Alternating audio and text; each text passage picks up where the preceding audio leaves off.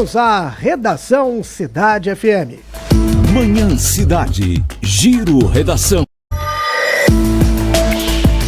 Laís Florencio está de volta. Vamos falar aqui sobre a crise de saúde pública, as intoxicações por metanol. Pernambuco investiga 4 novos casos suspeitos. Laís. Pois é, Vitor, esse número ele muda com muita frequência, né? Porque à medida que novos casos vão sendo investigados, outros que já estavam em investigação ou vão saindo ou vão sendo confirmados. A Secretaria de Saúde de Pernambuco divulgou um novo boletim ontem, né, que são as informações mais atualizadas que a gente tem, onde aparecem 4 novos casos suspeitos de intoxicação por metanol no estado. As ocorrências mais recentes foram registradas em Serra Talhada, Jaboatão dos Guararapes, Mirandiba e Salgueiro, essas duas no sertão, né?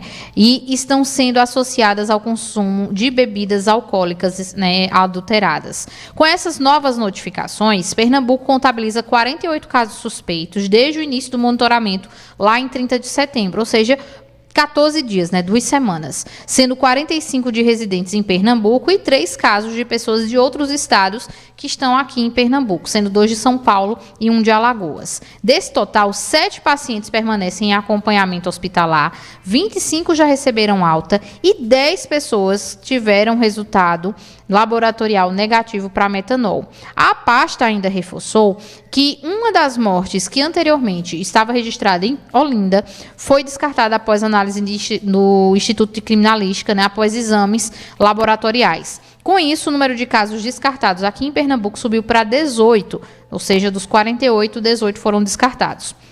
As cidades, né, são diversas cidades que registram esses casos suspeitos de intoxicação por metanol, entre elas João Alfredo e Lagedo, que foram as primeiras, tem Caruaru, tem Paudalho, Olinda e várias outras.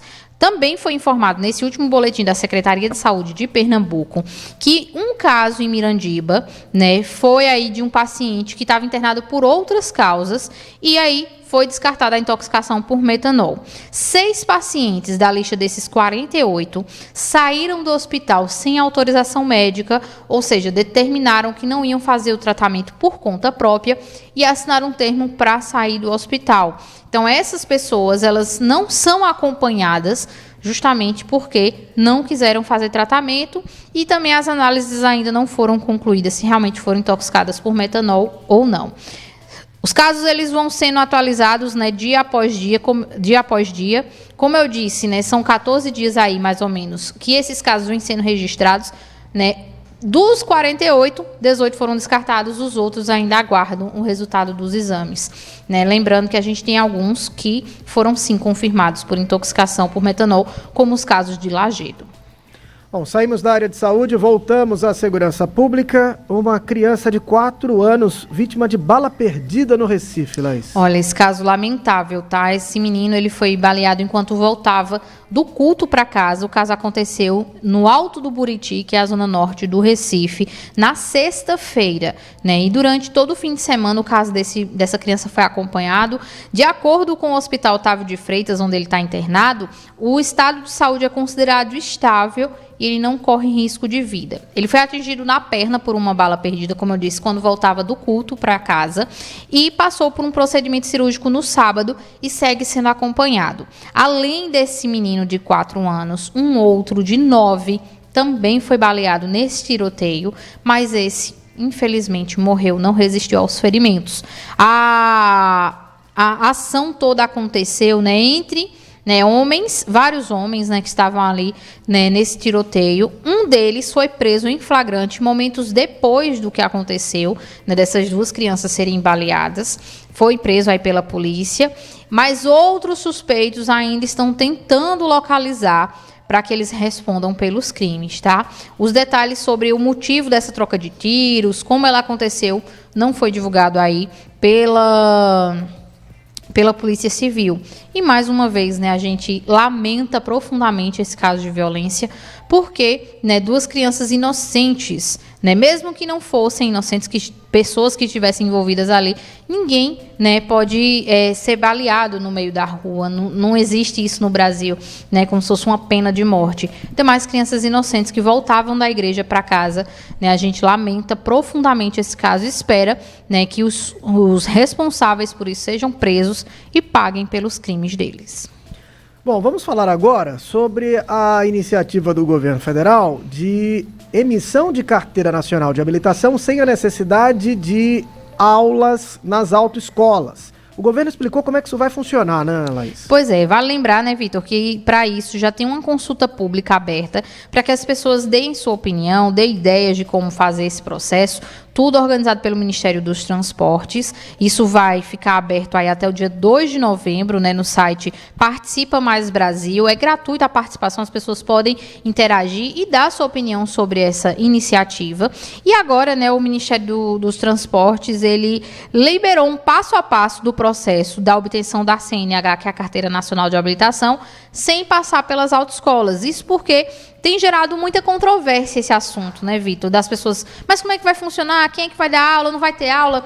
Então, primeiro, seriam os requisitos. Para o candidato participar dessa modalidade, precisa ter pelo menos 18 anos, saber ler e escrever, possuir documento de identidade e estar inscrito no CPF, obviamente, com um número válido, né? Não vale um CPF que está, por exemplo, suspenso na Receita Federal. Quem optar por fazer o curso teórico à distância, porque também vai ser permitido nessa nova modalidade, poderá confirmar a identidade de forma digital usando a conta gov.br. A abertura do processo acontece quando o candidato solicitar a abertura de forma digital pelo aplicativo ou site do Detran do estado onde mora. Isso também vai ser possível fazer, tá? Presencialmente no Detran do seu estado. Todo atendimento de solicitação poderá ser acompanhado online pelo Registro Nacional de Carteira de Habilitação e os estudos vão acontecer da seguinte forma: após o candidato formalizar, né, aí o requerimento, ele vai passar por uma etapa teórica, né? O curso deixa de ser exclusivo das autoescolas e o aluno não será mais obrigado a cumprir 45 horas de aula teórica. Após isso, ele vai decidir como e onde aprender, né, se é presencial, online ou híbrido, podendo escolher de forma a fazer o curso online oferecido pelo Ministério dos Transportes. Se ele quiser estudar nas autoescolas tradicionais, né, vai acontecer de forma presencial ou à distância, ou ele ainda pode optar, né, por escolas públicas de trânsito, como o Detran, de outras instituições credenciadas também. Lembrando que essas aulas precisam ser credenciadas no Detran. A coleta biométrica também é um passo muito importante, segundo o Ministério dos Transportes, porque depois de concluir o curso teórico, é preciso realizar a coleta da biometria, que é com fotos digitais e assinatura, no Detran do estado onde mora. Sem esse registro, o processo não é aberto. A biometria será usada em todas as etapas seguintes, inclusive as provas, garantindo que realize o exame. Quem vai realizar o exame é realmente o candidato.